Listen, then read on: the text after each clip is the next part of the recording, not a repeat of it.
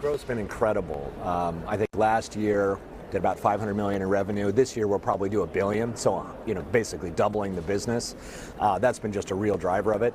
I can't say so much of it's about Samsung. I think a big part of that is just that we've really hit the market well with health features for women.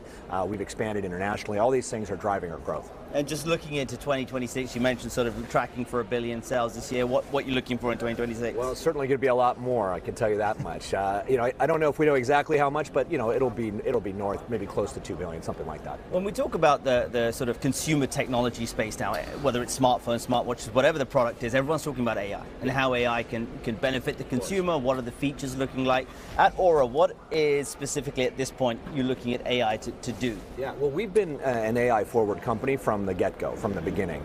All the algorithms that we generate, they're basically neural networks that are making the predictions based on your biosignals. So AI has always been sort of central to what we do. But of course, now is a very exciting time. One of the things that Oura does particularly well is it generates insights, basically text for you, that help you understand your metrics. You don't just look at a sort of a wall of numbers that says, hey, you're having a good day, you're having a bad day, here's some advice, why don't you try this, a little bit of coaching. And all that is generated. So that's generated AI. And at the same time, if you want to have like a deeper conversation, you can go into something that we call the Oura Advisor. And it's effectively like the doctor in your pocket. You can ask questions of it.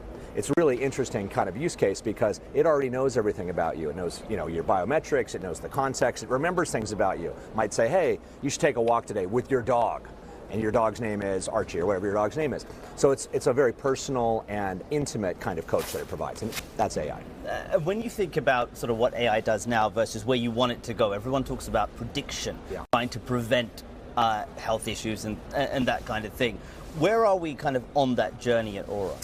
It's really fascinating because one of the things that Oura does very well, it's very accurate. This site on the human body is maybe the most accurate site for you to measure from.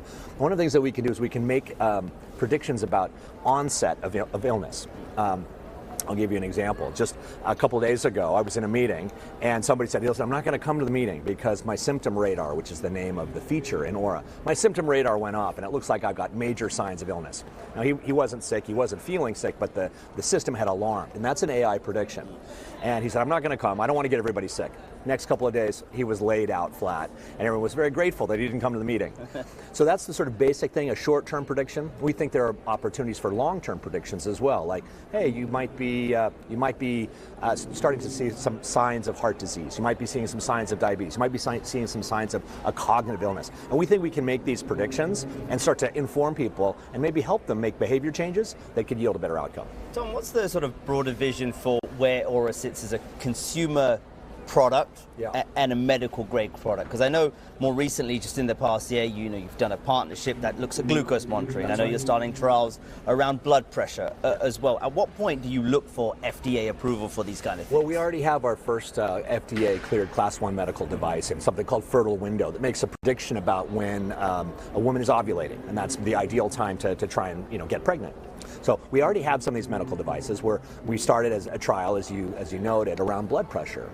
Blood pressure, of course, is a silent killer. It affects a very significant portion of the population. Most people don't know they're hypertensive until they find out.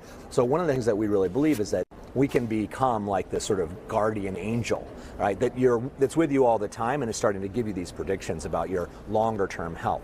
Now, the thing that's powerful about that, of course, is that these kinds of predictions, you can affect them. You can have an effect on blood pressure. You can lower your stress, you can exercise more, you can eat better. All these things are things that you can put yourself in control of.